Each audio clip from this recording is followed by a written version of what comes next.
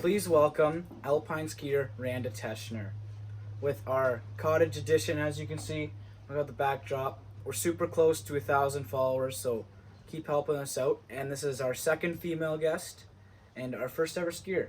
Right. So let's run us through first. What type of skiing do you do? Obviously, and explain it to everyone because people don't know. Right. So alpine skiing, it's going downhill, obviously. Cross countries, we're here going up or straight. No, we're going downhill. There's five, I guess, disciplines. Slalom is the one you probably know, where people hit the gates, hit the poles down. It's quick, nice quick turns. And from there it goes up. So then there's giant slalom, GS they call it. So ones with the flags you were saying. So 2 poles with a flag, bigger, little bit bigger turns, and then it goes up from there. Super giant slalom.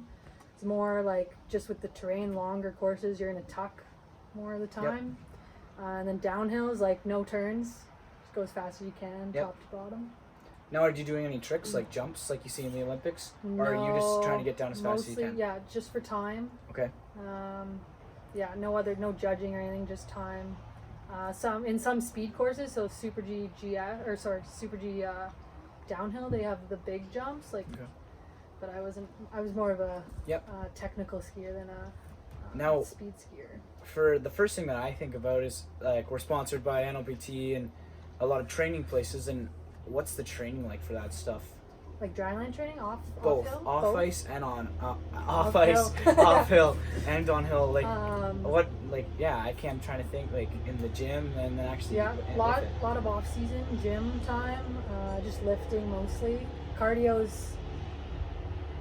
I mean, you should do it, but it's more power in the gym on the off season, and then, I mean, you're still skiing like when like your prep period starts in the summer, so you really don't have much time off. You're still training all through. You normally have a summer camp, a fall camp, and then you get right into it like early November for the whole rest of the season. But still gym, I'd say, in between all that, and try to keep. Get your base before the preseason, and then try to keep it through. I mean, same as hockey, try to keep it through like race season. But it makes it hard. But once you're on snow, you're like, your ski legs come, they say it. Because I mean, it doesn't matter how much you train in the gym, you still get on snow and it feels like you haven't been training for so long. But so when did this become, let's go back to skiing, did you play other sports when you were younger, and how did skiing become how did you start competing? So I started skiing when I was 2. Just local hill here, like, I don't even know, 125 meters, not very high. It's like a ditch in Petawawa. I played other sports. I figure skated. I played soccer, basketball, like all just school sports, I'd say. But then kind of picked skiing as my, the one I wanted to do more than everything else, I guess. Were your parents into it? Or? Parents weren't, but my dad's cousins were. So like the people he grew up with were skiers, so they coached me all growing up. And then we started like a valley league, I guess. Yep. So like we did like local races, and then when I was about 10 or 11, we started to go to like Ottawa for the bigger, like regional races, I guess, for weekends. And then from there, I joined the regional team out of Ottawa, so like Ottawa-Gatineau area. Okay. And then went to provincial team after that, Ontario team, and then off to school after that. And so Randa is from the Ottawa Valley and still is. That's what she's referring to. Obviously, this is a KW podcast, so it's a bit different. Yeah. But I feel like to be a skier, you have to have people who are in skiing. It's not like one of those sports that you kind of just get into. And you kind of got to start young, I would say. Yep.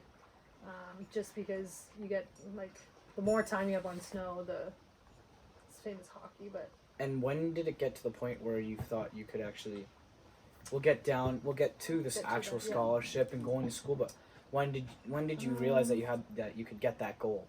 You know what I mean? When did you realize you could do something? You could do something. I didn't really know, honestly, about like U.S. schools until I'd say later. Like, I was probably end of high school, so probably grade 11, grade 12. I was like, okay, maybe this is a thing people do. Yep.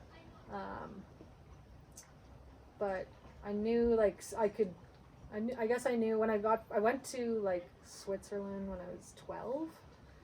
which was kind of out of the blue. But once I got there, I was like, okay, I feel like I could potentially ski for like a while. Yep. I guess. Or it could be like not make a living. I mean, that was the goal, but that's obviously everybody's goal when you're young.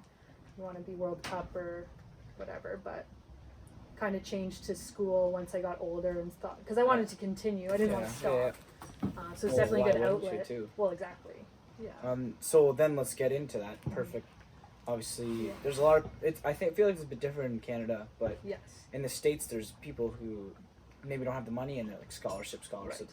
So what was your how do you get recruited to a school in the States, and what was your story? How did it end up happening? University of New Hampshire. Yeah. So unlike I'd say all other team sports for NCAA, they're normally doing recruiting like young, same hockey, soccer, like they're looking at you like sophomore year. Yeah. For skiing, it's a little different. Like you kind of seek out them, just because it's so small and tight knit. Like, they'll see you at races, but you're kind of emailing coaches unless you're like a prodigy. I would say. Yeah. So you kind of you kind of just email all the schools, say, hey, I'm looking into this school, I'm looking into that school, whatever, and then you can go for a tour. You're normally at a couple races that college kids are at, so the coach you say, oh, I'm coming to this race, oh, we'll talk then or whatever. So they're definitely keeping an eye on your profile, because it's all skiing's all based on points, FIST points. Okay. So the lower points you have, the better you are. So they're looking into all of that, but it's kind of you reach out a little, and then they say if they want you or not. And how did it end up being University of New Hampshire? So it was between New Hampshire and Alaska for me. Anchorage or just Anchorage, yes. Which would have been cool thinking back now. Yeah. But at the time, I wanted to stay East Coast. Like I'm more comfortable. It's closer to home. Well, the skiing and they had the program. Skiing's different, yeah. On West East Coast versus So East Coast like ice, freezing cold, obviously. West Coast powder, soft snow, warmer. So I grew up on the East, so I was definitely more into that, I would say. But then they also had the program. I took athletic therapy in Canada down there, so I kind of went for the program as well. Alaska didn't really have as much, or I guess more this curriculum I wanted for school. Yep. So picked New Hampshire. It was sweet. And what was we ask everyone, I'd say, actually, on the podcast, regardless, OHL, NCAA, whatever, professional water skier, or whatever we've had, what their day-to-day life's like, and we've never had an NCAA student that isn't a hockey player. Right. So what's your, it's hard to even picture it, to be honest. Cool. What's your day-to-day life? Okay, so like off season, we'd be in the gym like 2 times a day normally, for morning session, afternoon session, and then class all in between. And then with my major, just because I was in AT, I was put with like another team as well. Okay. So like I'd have to go to, say I was with soccer, I'd have to go to soccer practice, cover their practice, go to my ski practice, work out, whatever, go back to class. So I mean it was pretty busy, I'd say, for me. It's definitely based on my program. But then when skiing started, there's 6, so on the NCAA circuit, there's 6 college races. That's all you have for the season, so it's pretty small. Yeah. So you have to be pretty consistent. And they're Friday, Saturday races, so there's a slalom and a GS, and that's it. So you get 2 runs, so there's only 4 runs for the whole time. So 1 race is 2 runs, sorry. So we'd leave Thursday for that, we'd train in the morning, drive to wherever it was, race Friday, Saturday. But then during the week, in the winter, you'd try to have your classes either all in the morning or in the afternoon, and then we'd drive, which was kind of shitty. You have to drive at least an hour and a half, 2 hours away for our hills. So you train, like you're pretty much driving more than training. That's was my original question. Yeah, like you're not training at school. Yeah, that would be tough. It's definitely a lot. Like you're in the van, you're studying in the van, you're trying to read in the van, whatever. Get there, you don't have a lot of time on snow, so we're only there, I'd say 2 hours training max. So you try to take as many runs as you can, get back in the van, then go to class the rest of the day. It was pretty busy. That doesn't seem very convenient. No, but it works. Now, were you ever doing like, I don't even, like simulation skiing or anything? Obviously not knowing the training, but you see the videos of summer training, and I guess that's more ski jumping, isn't it? Yeah, that's more ski jumping. So they do have like machines, but like I said, nothing's the same as when you get on snow. Yeah, like your first week on snow after being off for a couple months is like killer. Yeah. You're just trying to build your legs back up. But we go, like you do a summer camp, like you go to Chile or New Zealand in summer, or a glacier somewhere in Europe. Yep. And then in college, we'd always have November, you'd go to Colorado for your preseason. Okay. And then races start, and you're right into it. When you get to college, you don't get as much time on snow. So you really got to take advantage. Yeah, that seems like it sucks. Yeah. Not sucks, but it's different. It's hard. Some people find it really hard. I thought it was going to be harder. I actually enjoyed it more, I think, because I've been training for so long all the time. It was kind of a nice break to be off snow. Well, sometimes it's good too. Exactly, and I took more advantage of my training days. Yeah. When you're more rested. And you have to make it count. Yep. So no, it definitely worked out in my advantage, I would say. But it definitely, some people do struggle with it, I think, once they get to college. Less time on snow. Yeah. So you mentioned all the places. Yeah. You just mentioned a couple places. Right. I think something that's really cool, and I'd like people to know is, how many places has skiing been able to take you? Whether it's your school taking or you're going yourself, right? But how many, and what's your favorite? And what are some of the places, and then what's your favorite? Sure. First trip ever. First time on a plane, actually. Yep. I was 12. I went to Switzerland, so that was pretty cool. I mean, obviously first trip. And then from there, I'd say Chile. Growing up, we went a lot, which that's South America. You don't really think snow. Yeah, that's what I said too. Yeah, so you get there, it's like crazy hot. You're in t-shirt and shorts when you're not on the hill. But they just, I don't know, their mountains are high enough that they have snow in the summer. Yep. So that's pretty cool. I've been to Chile 12 times. Wow. Which is a long time. A lot. That is a lot. Yeah. And I wouldn't recommend it for a trip. The skiing training is great, but you're stuck at the hill. Like you drive up these switchbacks, 2 hours up switchbacks, and you're stuck at the hill for 3 weeks. Oh, really? You have nowhere to go. Yeah. But it's great for training. Yeah, but if you're a casual. But yeah, casual, I'd say New Zealand, Australia's sweet. Stuff to do. I've surfed and skied the same day. I didn't know pretty cool. they had skiing in New Zealand. Yeah, or so Australia. definitely, short season. Their summer is their winter. Sorry, yeah, our summer is their yeah. winter. So lots of snow down there, which is kind of cool.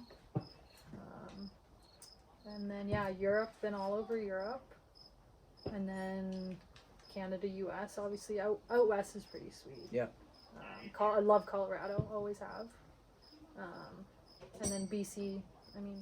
BC's got some pretty good stuff too. You ever been the Aspen and Whistler and stuff like that? Aspen, Whistler, Vail, Breckenridge, where else? Panorama, Banff, Lake Louise, all the big ones. Yeah.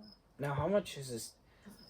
I don't want to say taken, but how much of your parents have to do with all that traveling? Have they been very involved in that, or was it kind of once you got older? Growing up was more local. Yep. But we were still, because we lived in the valley. We were driving. They drove me all over. We'd leave 3 a.m. to go to races. I'd just sleep in the car, obviously. But they drove me all over. And then once we got older, they came out for bigger races, I would say. They came to Whistler when I was 14. That would have been their biggest trip, I would say, as a family. And because that was my first international race, is Whistler Cup. It's an international children's race. So that's at Whistler every year. This is the first year they didn't have it because of COVID. And then they came to most of my college races. It was about a 9-hour drive, but they'd come every weekend, which was pretty cool. And then they came out to Colorado, I think, twice to see me there. They never went overseas though. Yeah. But still, they saw a lot too. I like hearing that, right? Because you always know the hockey parents and the soccer parents driving, but it's hard to. who knows with skiing, right? I feel like that's a long places to go. So when did sorry, I'm just looking. When did coaching? When did you obviously, I don't know. I feel like maybe coaching was always in your head, but it really wasn't. Really? Yeah. So when did it say, okay, now it's time to coach? Okay, so I graduated in 2016 from school. I was looking for an AT job, and I wasn't having much luck. And then a school in Vermont. It's like a ski academy, so it's like a high school boarding school, just skiing. They asked if I wanted to coach, and at the time I was like, I mean, it seemed like a pretty sweet gig. Still get to travel. I did AT stuff as well and coached also. So I didn't ever really thought I would coach, but everybody who knows me said that they all knew I was going to coach after. I would just assume you would wanted to coach. Yeah, and it did. I really did. It was nice to like give back to the community. It's so tight knit. Like everybody knows everybody in the ski world. Like it is big, but it's still really, really small. Yeah. So that was pretty cool. And then I came back the year after. I came back and did a year with the regional team I used to ski for in Ottawa. Okay. Coached here, so it was like local again, which was nice. And then the past 2 years I've been in Italy coaching. Yes. So that was the next topic. And before we actually, like, what's the ski academy like? Ski academy is pretty cool. They weren't as big, I'd say, when I was growing up, but I think I would have liked it. So yeah, these kids, they go, you can board, you can be a day student, but you have to like live obviously close. Yep. And it's in so the school is Burke Mountain Ski Academy. It's in the middle of nowhere. Yep. Which is sweet though, because the ski hill's right in the backyard. Yep. So these kids are pretty lucky. They either live on campus. So I was also a dorm parent. So kids live on campus, big dining hall there, big gym. So you were living there full time for the year? Live there all year, yeah. Yep. So they go to school there. We ski there and then take them everywhere for races. It's a pretty sweet gig. Wow. Yeah, that's awesome. Interesting to hear. Yeah. That's cool. It is really cool, yeah. And it's definitely bigger in the States. There are a couple in Canada, but they're not obviously as big as the States. Yep. It's all private. There's also a couple like hockey ski schools too. I don't know if you heard of Northwoods? It's in New York. Big hockey school, big ski school too. Yep. Boarding school. So then Italy. Then Italy. And tell us I can't even imagine. Like, what was it like living in Italy and then jump into, you were obviously there when COVID hit. Yeah, so exactly. Kind of run us through the 2 years of coaching there and the difference maybe between North American skiing and skiing in Italy and the language barrier, I'm assuming. Right, yeah. All that. So skiing in Europe is like football in the States. It's like huge. Everybody does it. It's unbelievable. It's the coolest thing ever. World Cup is obviously the goal for everybody, and World Cup in Canada and US is like nothing compared to this, like Europe. Europe, there's 50,000 people on the hill watching. Like, it's insane. Wow. Like, it's a party. People go to every one. It's nuts. Like, they just follow. They have signs. Like, they're crazy. It's so cool.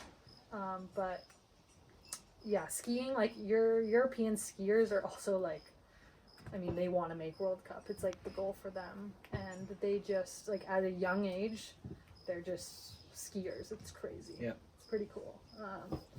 So yeah, they're a lot more, I'd say they're definitely better skiers from a young age growing up. And they have just the mountains there. It's everywhere. Everywhere you look. There's, in Italy where I was living, like within a 20-minute radius, there was 8 different massive ski hills we could go to. Like, wow, huge, yeah, like Whistler size. Like, really? Massive. Yeah. And then for 2-hour radius, you can't even, they're everywhere. There's lifts like coming out of people's backyards. It's crazy. There's so much. Skiing it's just skiing. It's everywhere. Everybody does it. It's so cool. So that's definitely eye-opening. It's awesome. Language barrier, I didn't do great with, but I got by. Yeah. Well, how is it like coaching? Coaching's fine. I was coaching. Everybody can speak English. Okay. So we had girls. It was a private all-girls team from all over the world. I think this last year we had 16 different countries. Wow. On our team. There's only 24 girls or something, so that was pretty cool. A couple people from New Zealand, Australia, Europeans, a couple of USA girls, no Canadians. I tried to get some Canadians, couldn't get any. But yeah, it was sweet. We lived in this like little town, trained just up the road normally, and then same thing. We had camps. We did Chile camps. We did New Zealand camps. We did Austria camps, Colorado. Now, what are you doing when you're coaching? Are you like? So as a are you coach, at the bottom of the hill? Or are you watching video? All over. Or? Like, so normally you set the course. So we set their training courses. Yeah. And then if there's multiple coaches, somebody's always rotating. So like gates are popping out. So somebody's like in charge of like drilling them back in, doing that sort of stuff. Slipping the course if there's any big ruts or holes or anything, you can adjust from there. Somebody's normally videoing. So you're on the side. You can be at the top, bottom, middle. It doesn't matter. Somebody sets up timing. Everybody has their radio. So you're just kind of, if a coach comes down, you kind of go up and everybody's rotating. If you're on your own, I normally go to a spot I can see most of the hill, I guess. See most of the girls. And then video, you normally do after. You can do video on the hill. But I think feedback's just as good. Yep. And the girls need to like feel it rather than see it.